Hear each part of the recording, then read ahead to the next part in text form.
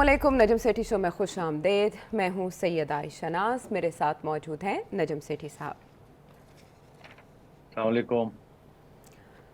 पाकिस्तानी सियासत की तलातुम खेज़ी की बात करेंगे जो कि कभी थमने का नाम नहीं लेती। एक तो सियासत का कारज़ार वैसे ही बहुत गर्म है, उस पर सियासतदानों की शोला बयानी, ऐसे बयानात जो कि लोहे को मज़ीद गर्म कर देते हैं और उस पर फिर चोट लगानी पड़ती है।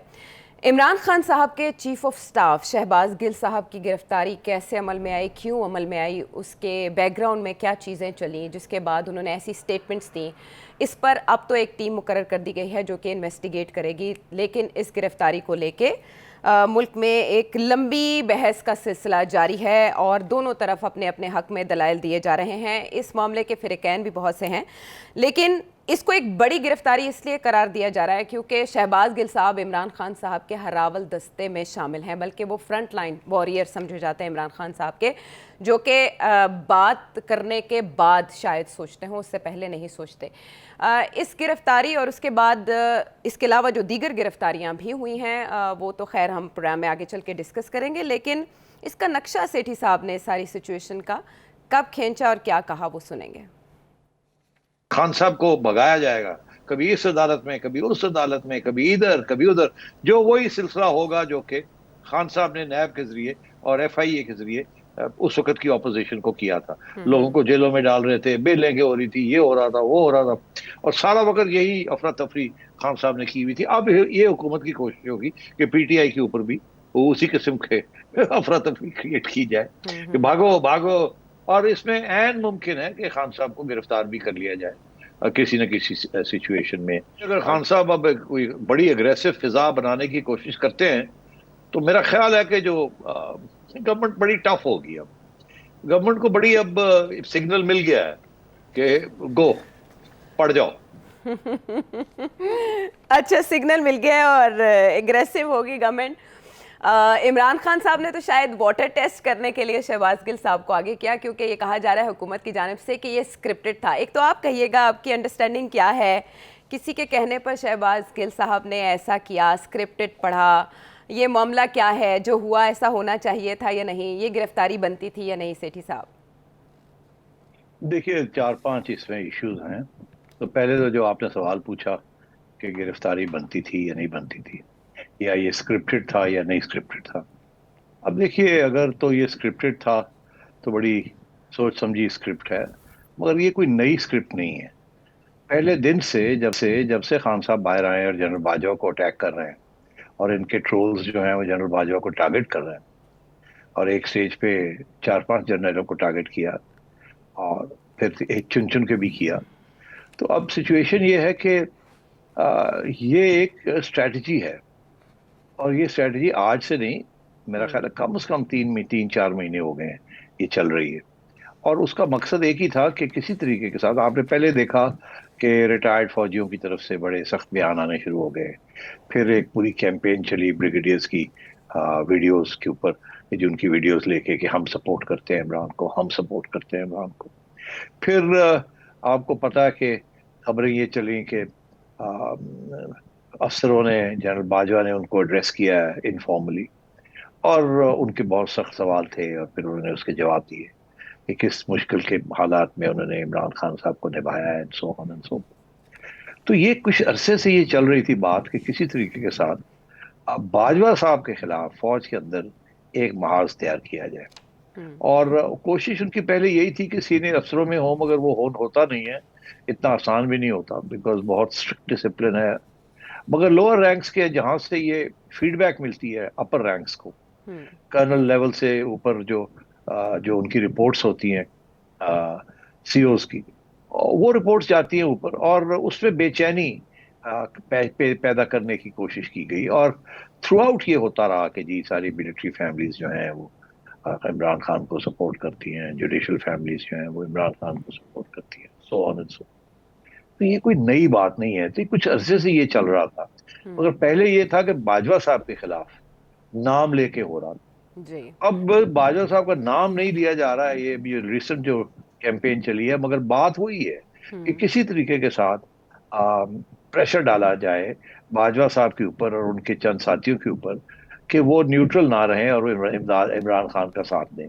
अच्छा, मगर इस स्टेज पे मेरा ख्याल है ये जिसे कहते हैं ना, जो रेड लाइंस होती हैं, पहले भी बहुत सी रेड लाइंस क्रॉस हुई, जिसकी वजह से आपने देखा फिर जीएसयू की तरफ से रिटायर्ड अफसरों को भी समझाया गया अपने जी तरीके के कि जी आप ये काम मत करें। जी। दिस इज, ये बदनवानी बेचैनी फैल रही है, बदनवानी है, ये ना करें ऐसे।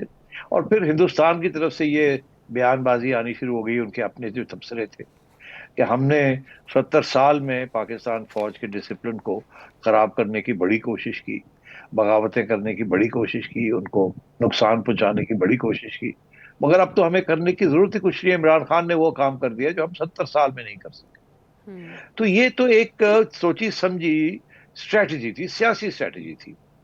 खान साहब का ये ख्याल था कि मेरा बड़ा सपोर्ट है, और मैं जब बाजवा साहब के खिलाफ एक महाज बनाऊंगा तो आहिस्ता आहिस्ता इनके जो सतून है बाजवा साहब के, वो गिरते जाएंगे, और ये अंडर प्रेशर आके या खुद घर चले जाएंगे, या ये मेरी मेरी तरफ टिल्ट करेंगे।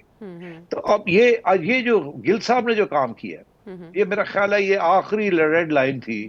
ये रेड लाइन क्या, रेड बैरियर था। जी। जिस तरीके से उन्होंने आखिर में अपने वो लंबा चौड़ी जो उन्होंने बातें की पहले, उसमें आखिर में आके जो 2-3 मिनट में जो उन्होंने बात की, उससे तो मतलब है कोई शख्स इनकार नहीं कर सकता। इवन पीटीआई वाले इनकार नहीं कर सकते कि बिल्कुल कोशिश की गई कि फौज के अंदर लीडरशिप के खिलाफ बगावत की जाए।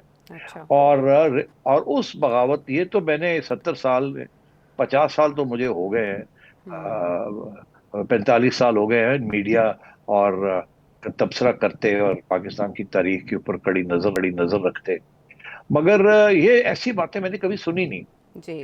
तो पहली बात तो ये है कि ये बिल्कुल हर किस्म के जो बैरियर्स थे इन्होंने तोड़ दिए, और एक्चुअली बगावत कराने की कोशिश की, उकसाने की कोशिश की है कि किसी तरीके के साथ। हम सुनते थे पहले, आयशा, जी। कि अफ्रीका के अंदर कर्नल कूज होते हैं। हमारे बारे में ये कहा जाता था, हर जगह पे हर किताब में यही लिखा है कि पाकिस्तान की आर्मी इतनी डिसिप्लिन्ड है कि यहाँ इंटरनल कू नहीं होता। यहाँ आर्मी चीफ ही कू कैरी करता है, और वो अपने लोगों के खिलाफ नहीं करता, वो हुकूमत, सिविलियन हुकूमत के खिलाफ करता है। यही हमारा ट्रैक रिकॉर्ड है। जी। मगर अफ्रीका के अंदर तो कर्नल्स जो है वो अपने जर्नैलों के खिलाफ कूच कर देते रहे, और कर्नल्स जो है वो कुत्तों के खिलाफ कू कर देते रहे। तो कू विद इन कू होते रहे हैं वहां। जी।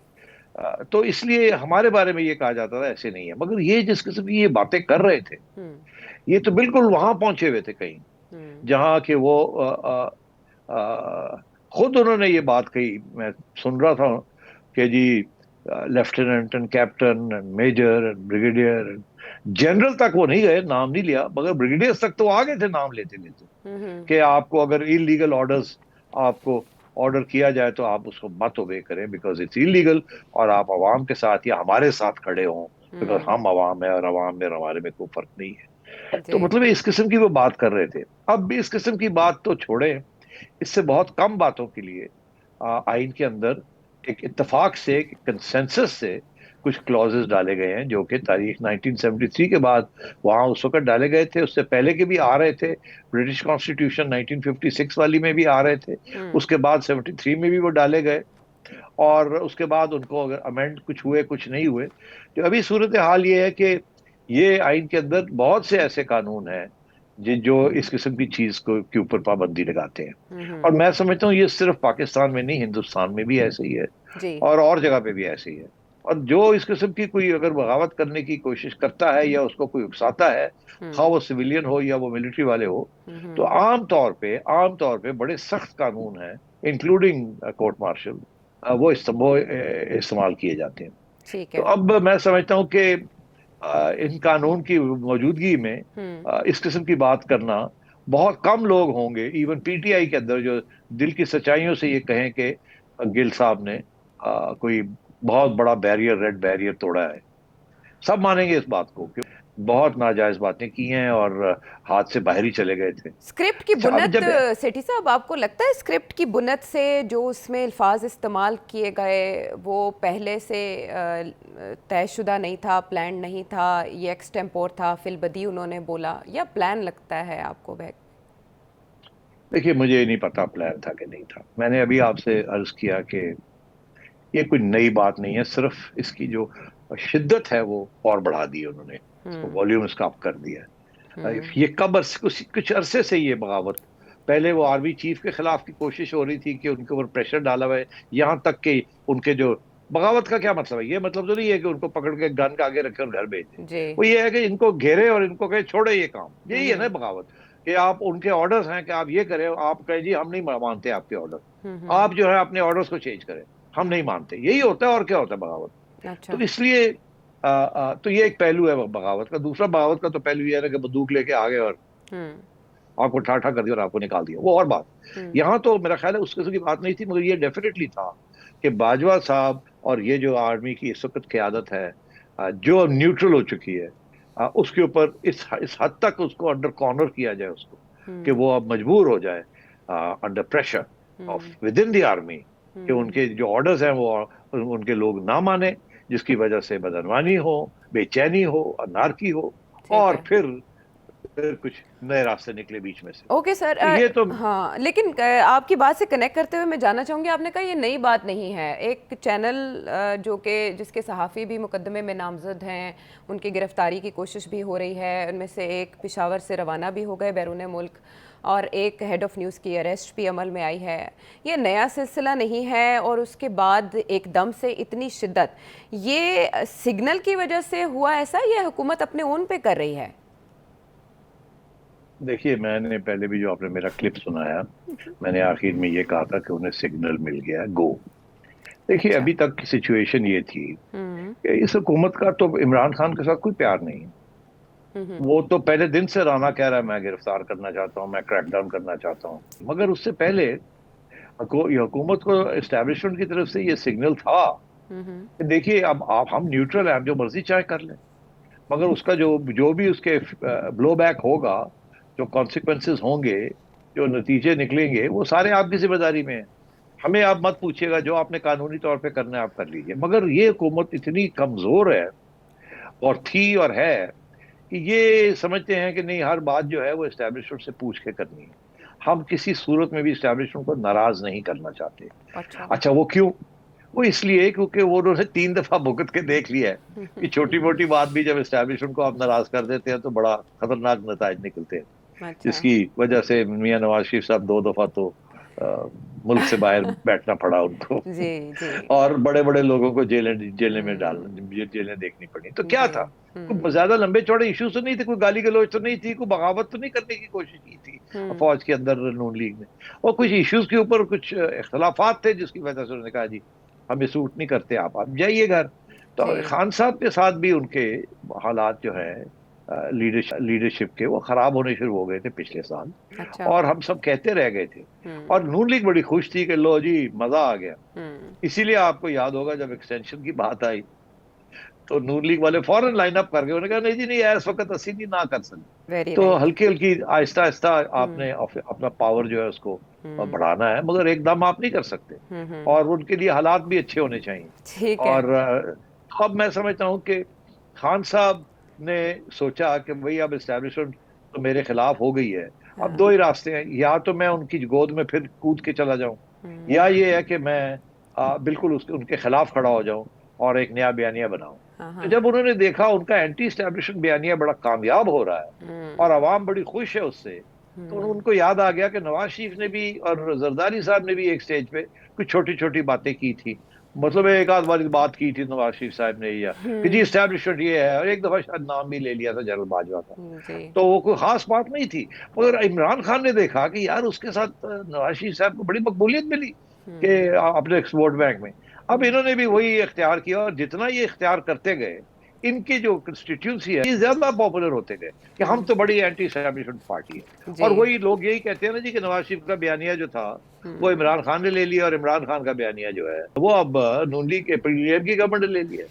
तो इमरान खान ने शायद मिस रीडिंग की कि अब ज्यादा एंटी एस्टैब्लिशमेंट पोजीशन जो है वो कामयाब होगी। होता ऐसे ही है, वो कामयाब हुई, हम्म। मगर जब एक चीज को आप एक हद से आगे ले जाएं तो वो काउंटर प्रोडक्टिव हो जाती है, वो रोल बैक हो जाता है। तो ठीक है। ये एक कैलिब्रेशन होती है, किस हद तक आप आगे जाएंगे, किस हद तक आप रुक जाएंगे। हम्म। नवाज शरीफ साहब और मरियम बीबी थोड़े से आगे गए थे, उससे आगे कभी नहीं गए। और अच्छा। वो भी रिवर्स करके जब एक्सटेंशन मेंशन होगी तो वही रिवर्सल हो गया सारा कुछ। हम्म। दूसरी बात यह है कि इमरान खान साहब और इनके साथी बहुत आगे चले गए। ठीक है। अब वो उनसे उनको रोकना मुश्किल हो गया था, क्योंकि उनका ये ख्याल था कि ये इनको बड़ी मकबूलियत मिल रही है इसमें अवाम में। और ठीक है। उनके जो सोशल मीडिया ग्रुप से वो तो पागल ही हो गए, वो हाथ हाँ। से बाहर निकल गए, उनको सिग्नल मिला और वो पागल हो गए। हम्म। उनको कंट्रोल करना मुश्किल हो गया था। बच्चे 17 साल, 18 साल, 20 साल के, रीट्वीट ट्वीट एल्गोरिदम्स बना बनू के और शुरू हो गए। तो जिसकी वजह से अब इतना बैकलैश आया है from the army itself on this question of the helicopter crash, जी। कि अब जाके फौज की क्यादत ने सोचा कि अब ये बंदे के खिलाफ हम एक्शन ले सकते हैं, बिकॉज हमारी कंस्टिट्यूंसी जो है उसके अंदर भी इसके खिलाफ अब एक सेंटिमेंट पाया जाता है। आप सोचिए किस किस्म की ट्वीट्स होती रही हैं और ट्रेंड एक बनते हैं। अलमिए पर इस तरह के ट्रेंड चलाए गए सेठी साहब, ये वाकई अफसोसनाक है। तो तो जिसके बाद इसलिए मैं समझता हूँ कि ये टर्निंग पॉइंट था आयशा, कि इसके बाद अब फौज की क्यादत के लिए चुप करके बैठना और सिग्नल ना देना कि यार इनको अब चुप कराओ। ठीक तो है। ये चुप कराने का है, इसमें इससे ज्यादा अभी नहीं है। अब मैंने कहा था कि एक स्टेज आ सकती है कि इमरान खान भी अरेस्ट हो सकते हैं। जी। मैं समझता हूँ कि वो शायद स्टेज अभी नहीं आई। अगर इनको सबक इन्होंने ना सीखा तो वो स्टेज भी आ जाएगी। मगर जिसे ये कहते हैं, ये पहली गोली चलाई है, आप समझिए, तीर निकला है कि ठीक जी है। अब ये हद से बाहर निकल गए हैं। और उस वक्त आयशा, जब फौज के अंदर, उनकी फैमिलीज के अंदर, शहीदों के ऊपर इन लोगों ने जो हमला किया है, पीटीआई वालों ने, वो उसका बैकलैश आई है। और मेरा ख्याल है आर्मी लीडरशिप ने सोचा ये वक्त है, ये अब इनके खिलाफ हमारे यहाँ भी, हमारे अंदर भी एक जाहिर है। सेंटिमेंट, बिल्कुल। एंटी सेंटिमेंट हो गया। इन्होंने ये किया है, इस गलती को एक्सप्लॉइट करके हम इनकी शट अप कॉल दे रहे हैं। तो इसलिए मैं समझता हूँ कि वो राणा साहब तो पहले से बैठे हुए थे इंतजार में। उनको किसी ने कहा जी हुण असी नहीं रोकते, तुसी जो करना है कर लो। उन्होंने फिर 5-6 सेक्शन लगा के और कर दिया। और आपने देखा कि मेरा ख्याल है आधा पाकिस्तान तो बड़ा खुश है, और आधा पीटीआई वाला जो पाकिस्तान है वो जाहिर है इस तवक्को नहीं कर सकते थे कि ये हो ठीक है। सकता है। अब वो भी सहम सहम जाएंगे, उनको भी समझ आ जाएगी कि नहीं, कुछ रेड लाइंस हैं, वो सबके लिए ही होती है। आपने चेता हो या ना हो, सबके लिए वो रेड लाइंस होती है। बिल्कुल ठीक है। ट्रेजेडी पे तो जश्न मनाना वैसे भी नाकाबिले कबूल था सेठी साहब, उसके बाद इस तरह का रिएक्शन आना ऑन पॉइंट है, वैलिड है। इमरान खान साहब की बार बार बात हो रही है, उनसे डिमांड किया जा रहा था, जिस तरह परवेज़ इलाही साहब ने ख़ुद को डिस्टेंट किया शहबाज गिल साहब की स्टेटमेंट से। डिमांड किया जा रहा था कि इमरान खान साहब जब आ जाएंगे, खिताब करेंगे, तो शायद वो भी लाताल्लुकी का इजहार करें, लेकिन उन्होंने ऐसा नहीं किया। ब्रेक के बाद वापस आएंगे तो बात करेंगे इमरान खान साहब की आइंदा की स्ट्रेटजी और आने वाले जलसे की। ब्रेक के बाद।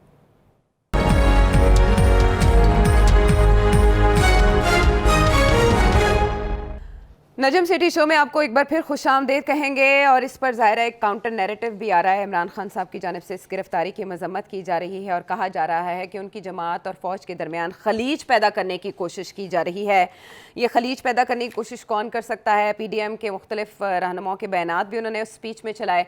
ऐसे बयानात भी उनमें शामिल थे जो TV चैनल्स ने पहले सेंसर किए, लेकिन इमरान खान साहब ने अपने खिताब का उन्हें हिस्सा बनाया ताकि वो इस्टेब्लिशमेंट को बावर करा सकें कि वो बैलेंस नहीं कर पा रही और उनके खिलाफ भी कार्रवाई होनी चाहिए। उन्होंने कहा कि अगर आपने उनके खिलाफ नहीं की तो आप शहबाज गिल के खिलाफ कैसे कर सकते हैं।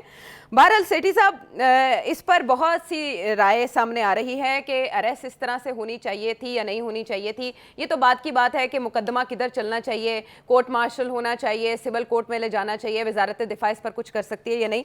लेकिन जिस अंदाज में गिरफ्तारियां अमल में लाई गई, इतना शोर, इतना बज़ क्रिएट हुआ कि एक सहाफ़ी को फरार होना पड़ा और कुछ छुपते फिर रहे हैं, और ये डिमांड की जा रही है। आपके साथ भी माजी में ज़ाहिर है ऐसा सलूक किया जाता रहा, बहुत से सहाफ़ी उन पे अटैक्स हुए, कुछ को अपनी नौकरी से हाथ धोना पड़ा। उनसे ये डिमांड की जा रही है कि ये वक्त है कि सब यूनाइट हों, तभी वो इस तरह के जो विशेष साइकिल है उसका मुकाबला कर सकते हैं।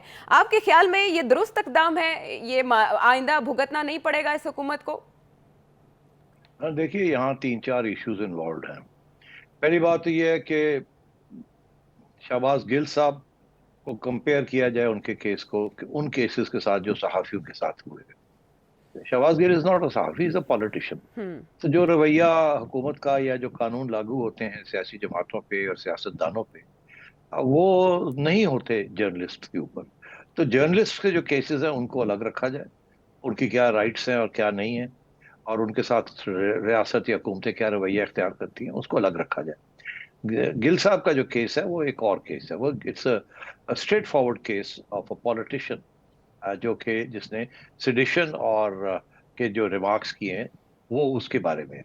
पहली बात तो ये है, वहाँ कोई फ्रीडम ऑफ स्पीच जिस तरीके से कॉन्स्टिट्यूशन के अंदर सहाफत के लिए बनाई गई है सहूलत, वो सियासतदानों के लिए उस किस्म की नहीं है। सिर्फ वो सियासतदान जो पार्लियामेंट के अंदर बैठ के जो चाहे कह ले, अदरवाइज अदर बाकी सारे कानून उनके ऊपर लागू होते हैं जब वो पार्लियामेंट में ना हो। तो एक बात तो ये है कि इनको कंपेयर ना किया जाए विद केसेस जो कि जर्नलिस्ट के खिलाफ हुए हैं। हम्म। दूसरी बात यह है कि आपको पता है कि सियासतदान के खिलाफ भी रियासत के इदारों ने बड़े सख्त इकदाम किए हैं। आपको पता है अभी नून लीग के दो सीनियर मीडिया पर्सन्स जो सहाफ़ी नहीं है, उनको कंटेम्प्ट ऑफ कोर्ट में डिस्क्वालीफाई कर दिया गया है। और आपको पता है मैं जिनका नाम ले रहा हूँ। तो मतलब ये है कि सियासतदानों को तो साथ तो इस किस्म की चीजें भी होती हैं। तो क्या उस वक्त कितने ARY या इस किस्म के जर्नलिस्ट जैसे इनके अपने जर्नलिस्ट हैं या PTI वाले जो लोग हैं, क्या कोई खड़ा हुआ था उनके लिए कि जी ये ज्यादती हुई है या ऐसे नहीं होना चाहिए था? नहीं, कोई। हम्म। तो अब आप आइए इधर कि जी सहाफी जो है, सहाफत के लिए उनको काफी रेड लाइंस क्रॉस करने की इजाजत होती है। क्यों? क्योंकि वो एक तज्जिया कर रहे होते हैं और उनको आज़ादी होती है उस तजिया करने की, मगर फिर भी उनके ऊपर भी पाबंदियां होती है। मैं हमेशा ये कहता हूं कि मेरी आज़ादी मेरे नाक तक है। इसके हम्म। बाद जो है, या आयशा की आज़ादी शुरू हो जाती है, या शान की आज़ादी शुरू हो जाती है, या रियासत के किसी अदारे की राइट्स जो है, या कानून की आज़ादी शुरू हो जाती है। तो अब देखना ये होता है कि आपने अपनी आज़ादी कहाँ तक इस्तेमाल की और उसके आगे क्या किया। हम्म। तो आज़ादी के साथ एक जिम्मेदारी भी होती है। और अगर एक आइन के अंदर कोई कानून बने हुए हैं तो हमेशा कोशिश आपकी ये होनी चाहिए कि उन कानून को ना तोड़े आप। और अगर कोई टूट भी जाता है हल्का फुल्का सा, कोई रेड लाइन क्रॉस हो जाती है, तो उसके लिए फिर डेफेमेशन के कानून बने हुए कि आपने किसी इदारे को डिफेम किया। हम्म। यहाँ डेफेमेशन की तो बात ही नहीं हो रही है आयशा, यहाँ तो बगावत की बात हो रही हम्म। है, यहाँ तो रिबेलियन, रिवोल्ट, म्यूटिनी की बात हो रही है। जी। यहाँ कू विद इन अ कू की तरफ इशारे हो रहे हैं, and so hmm. On and so. तो हम्म। ये बिल्कुल अलग चीज है। अब आप आइए कि जी, और इसके ऊपर बड़े सख्त कानून है। मैं आपको एक छोटी सी बात बताता हूँ, हम्म। पता नहीं कितने लोगों को इस बात का पता है या नहीं पता। और अगर नहीं पता तो फिर बड़े अफसोस की बात है कि इसके ऊपर इतना एहतजाज नहीं हुआ जितना आज गिल साहब के ऊपर हो रहा है, कुछ सहाफी कर रहे हैं। हम्म। शकील उर रहमान साहब को 9 महीने एक ट्रम्प टॉप केस के अंदर जी। अंदर रखा। आपको पता है उसके अलावा उनके ऊपर कितने सेडिशन के केसेस हैं? हम्म। और उनकी कोई गलती नहीं है। उन्होंने कोई ऐसी बात नहीं की थी कि उनके ऊपर सेडिशन के केस 121 लगाया जाए। उनकी कुछ भी नहीं उन्होंने कहा था। वो तो उनके सहाफी खादम जैसा, इन्होंने कोई बात कर दी तो मेरे ऊपर केस हो गया, मुनीफ फारूक के ऊपर केस हो गया क्योंकि वो मेरे साथ बैठा हुआ था। और उस वक्त क्योंकि शकील उर रहमान साहब की चैनल है उसके ऊपर वो बात चल गई तो उनके ऊपर केस हो गया।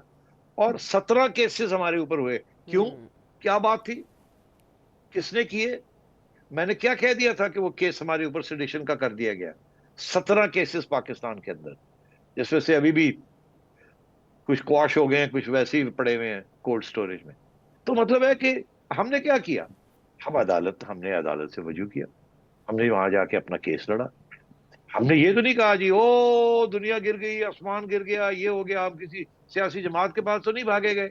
हमने कानून का ही सहारा लेके अपने आप को डिफेंड किया, हम्म। क्योंकि हमारे खिलाफ केस बनता नहीं था। छोटी सी एक रेड लाइन थी जिसको उन्होंने रेड लाइन समझा, हमने समझा कोई रेड लाइन है नहीं। ठीक है। मगर वो एक सेंसिटिविटी थी क्योंकि हम्म। इदारे इन्वॉल्व थे, सेंसिटिविटी थी, हम्म। उन्होंने रिएक्ट किया। मगर अब बात यह है कि यहाँ तो कुछ और चीज हो गई है, यहाँ तो वो चीज है ही नहीं। हम्म। तो ये आज जो ये असूलों की बातें हो रही हैं जी, असूली तौर पे गिरफ्तार नहीं करना चाहिए था, असूली तौर पे ये नहीं करना चाहिए था। देखिए, एक तो माशरे के अंदर असूलों की सियासत अगर एस्टैब्लिश्ड हो तो फिर तो असूलों की बात जरूर करनी चाहिए। मगर अगर माशरे के अंदर असूलों की सियासत एस्टैब्लिश ही ना हो, एतमाद की सियासत एस्टैब्लिश ही ना हो, तो हम्म। असूलों की बात वन साइडेड बात कि नजम सेठी के लिए असूल होना चाहिए और आयशा के लिए असूल नहीं होना चाहिए। अजी असूली तौर पे उनको गिरफ्तार नहीं करना चाहिए था तो क्या करते फिर? हम्म। कल को और कोई बगावत भी हो जाती तो आप हम्म। कहते हैं असूली तौर पे गिरफ्तार नहीं करना चाहिए। अब हम्म। गिरफ्तारी का ये मतलब है कि आप आइए या आपने एक बहुत सीरियस क्राइम कमिट की है, आपके डिफेंड करें। ठीक है। पहली बात तो ये। दूसरी हम्म। बात ये है आयशा कि क्या उनके साथ ज्यादती हुई? उनको रोका गया, उनको कहा गया आप गाड़ी से बाहर निकले, ही रिफ्यूज्ड। जी। इसका मतलब है वो रेजिस्टेंस की ना उन्होंने, लॉ इन्फोर्समेंट एजेंसीज को रेजिस्ट किया। जी। अगर मेरे घर कोई आए मुझे गिरफ्तार करने के लिए, मैं हथियार निकाल लूं और मैं कोई आएगा तो मैं गोली चलाऊंगा, तो इसका जी। मतलब है I am violating the law ना। कानून ये कहता है अगर को आपको अदारे आए आपको गिरफ्तार करने के लिए, दरवाजा खटकाते हैं, आओ जी बाहर आ जाओ, जी। आप बाहर चले जाएं। जी। आप उससे पहले अगर पता हो तो सूटकेस पैक करके रखे, उसमें दवाइयां और कपड़े रखे।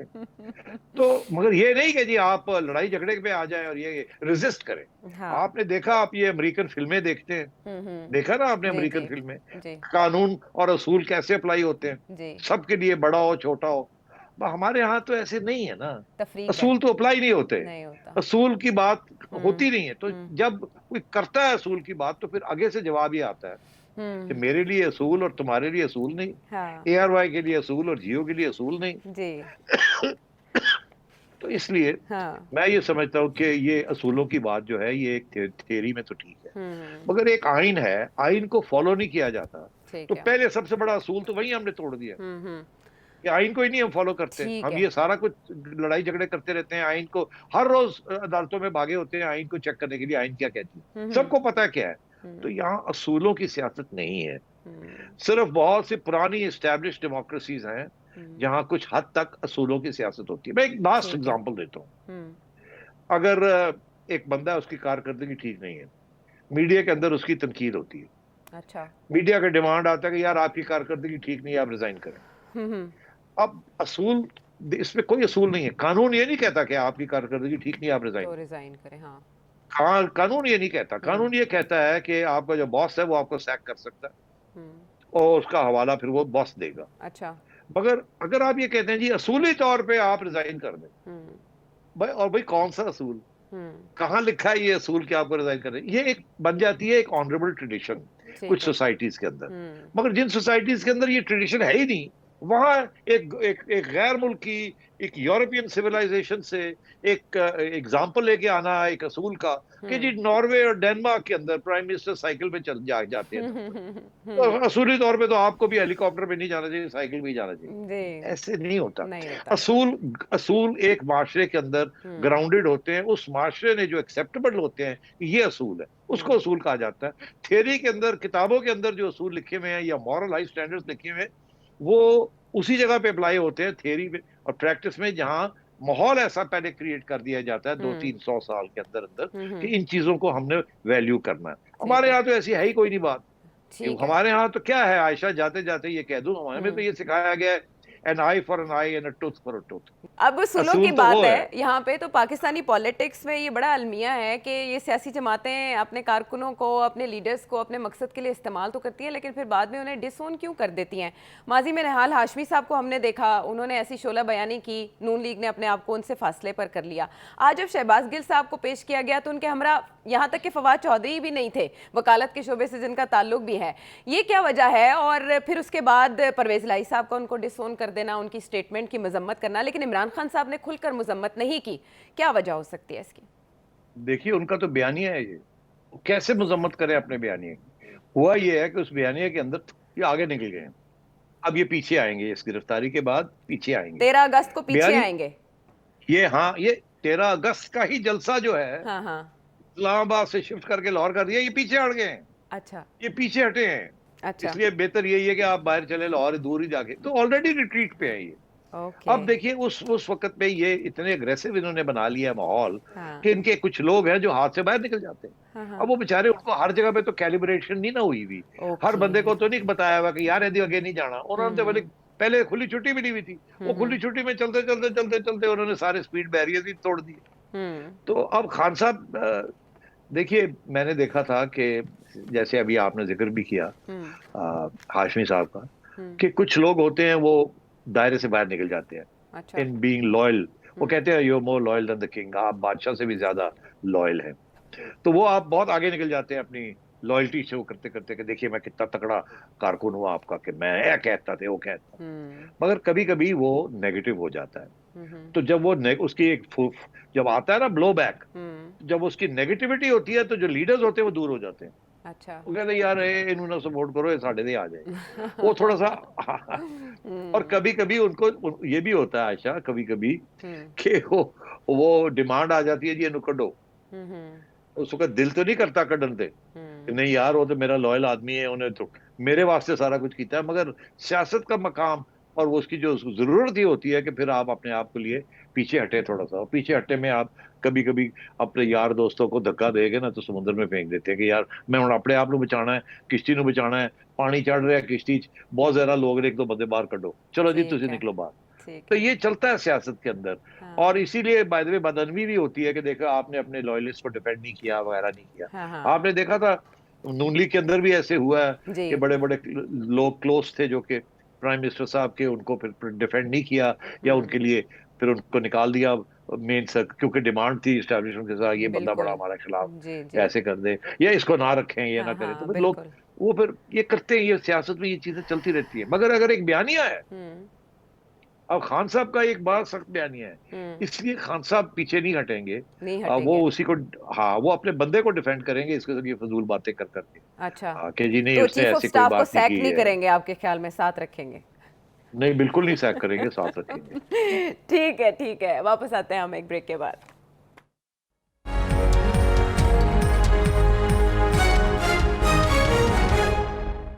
शो में एक बार फिर खुश आमदेद। कुछ पसपाई इख्तियार करती लग रही है पाकिस्तान तहरीक इंसाफ, और उनके चेयरमैन का रवैया भी कुछ ऐसा ही है। इमरान खान साहब जो कि इससे पहले बहुत एग्रेसिव दिखाई देते थे, सुनाई देती थी उनकी गरज ज़ोरदार, आज थोड़े वो परेशान भी दिखाई दिए और कंसर्न थे बहुत ज़्यादा। उनके चेहरे से परेशानी साफ झलक रही थी, और उन्होंने अब जो कॉन्स्पिरेसी थ्योरी उसको थोड़ा आगे धकेल दिया और 1971 के हालात पैदा करने की कोशिश की जा रही है। कुछ लोग ज़ाती मकासद के लिए ऐसा कर रहे हैं, यानी वो बात को उससे आगे ले गए हैं। और फिर एक और साजिश का उन्होंने तस्करा किया, वो बड़ी इंटरेस्टिंग है कि मुल्क की सबसे बड़ी जमात और इसके लोगों को तोड़ दिया जाए। मुल्क की सबसे बड़ी जमात यानी कि पाकिस्तान तहरीक इंसाफ, इलेक्शन तक इन्हें कमज़ोर कर दिया जाए। ऐसा 2018 में हमने मुस्लिम लीग नून के साथ होता देखा।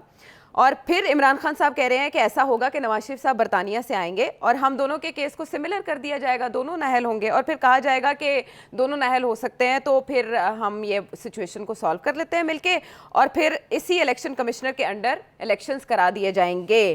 क्या ऐसा कोई प्लान बन रहा है सेठी साहब? देखिए मैंने अपना एक तजिया किया है। जी आज जो मेरा इदारिया छपा है फ्राइडे टाइम्स में, जी। मैंने उसमें एक तजिया किया है। मेरा ख्याल है खान साहब ने पढ़ लिया होगा। मैंने उसमें ये कहा है कि अब इमरान नवाज शरीफ साहब को तो एक इकामा के ऊपर, जिसमें उन्होंने कोई तनख्वाह भी नहीं ली, उसके ऊपर उनकी छुट्टी करा दी गई फॉर लाइफ। 5 साल के लिए नहीं, फॉर लाइफ। तो मैंने ये फॉरेन फंडिंग केस की जो रिपोर्ट है, तोशा खाना और ये सारी चीजें सामने रख के कहिए लिखा है कि अगर तो आप फुट्टा वो लें कि नवाज शरीफ साहब को उनकी जुर्म के ऊपर सारी जिंदगी की सजा मिल गई, तो इमरान खान साहब को तो सिर्फ एक जिंदगी नहीं, इसके बाद जो 100 जिंदगियां उनकी होंगी इस जिंदगी के बाद, उससे भी ज्यादा उनको सजा मिलनी चाहिए। तो मतलब ये है कि अब किसी सूरत में ये हो नहीं सकता कि इनको डिस्क्वालीफाई ना किया जाए। ये डिस्क्वालीफाई होंगे। ये इनके खिलाफ जो केस है वो बहुत तकड़ा है, और किसी सूरत में भी कोई जुडिशरी इन हालात के अंदर इस एविडेंस के ऊपर पुराने केस को सामने रख के इनको छुट्टी छोड़ देना ये पॉसिबल ही नहीं है।